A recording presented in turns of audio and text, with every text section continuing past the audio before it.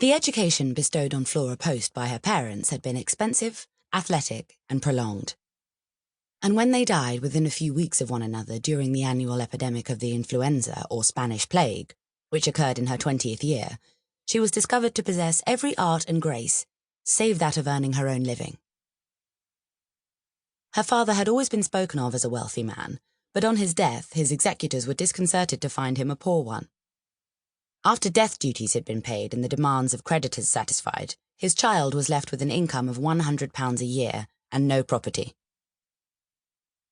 Flora inherited, however, from her father a strong will and from her mother a slender ankle. The one had not been impaired by always having her own way, nor the other by the violent athletic sports in which she had been compelled to take part, but she realized that neither was adequate as an equipment for earning her keep. She decided, therefore, to stay with a friend, a Mrs. Smiling, at her house in Lambeth until she could decide where to bestow herself and her £100 a year. The death of her parents did not cause Flora much grief, for she had barely known them.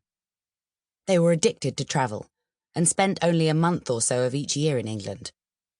Flora, from her 10th year, had passed her school holidays at the house of Mrs. Smiling's mother, and when Mrs. Smiling married, Flora spent them at her friend's house instead. It was therefore with the feelings of one who returns home that she entered the precincts of Lambeth upon a gloomy afternoon in February, a fortnight after her father's funeral.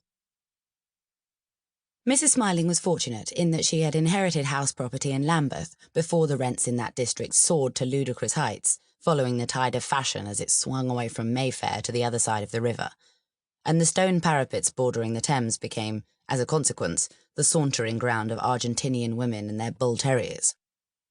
Her husband, she was a widow, had owned 3 houses in Lambeth, which he had bequeathed to her. One, in Mouse Place, was the pleasantest of the 3, and faced, with its shell fanlight, the changing Thames. Here Mrs. Smiling lived, while of the other 2, one had been pulled down and a garage perpetrated on its site, and the third, which was too small and inconvenient for any other purpose, had been made into the old Diplomacy Club.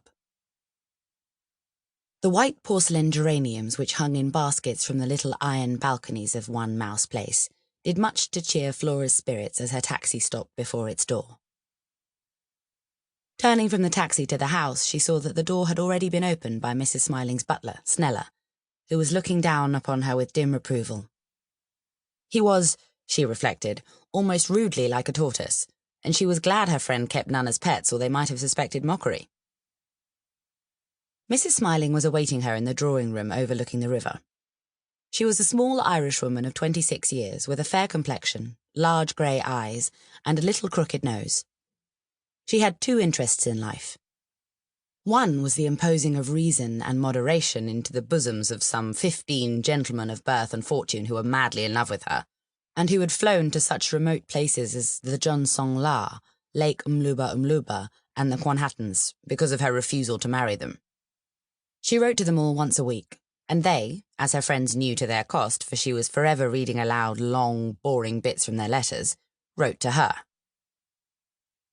These gentlemen, because of the hard work they did in savage foreign parts and of their devotion to Mrs. Smiling, were known collectively as Mary's Pioneers O, a quotation from the spirited poem by Walt Whitman. Mrs. Smiling's second interest was her collection of brassieres, and her search for a perfect one. She was reputed to have the largest and finest collection of these garments in the world. It was hoped that on her death it would be left to the nation. She was an authority on the cut, fit, colour, construction, and proper functioning of brassieres, and her friends had learned that her interest, even in moments of extreme emotional or physical distress, could be aroused and her composure restored by the hasty utterance of the phrase, "I saw a brassiere today, Mary, that would have interested you." Mrs. Smiling's character was firm and her tastes civilized. Her method of dealing with wayward human nature when it insisted on obtruding its grossness upon her scheme of life was short and effective.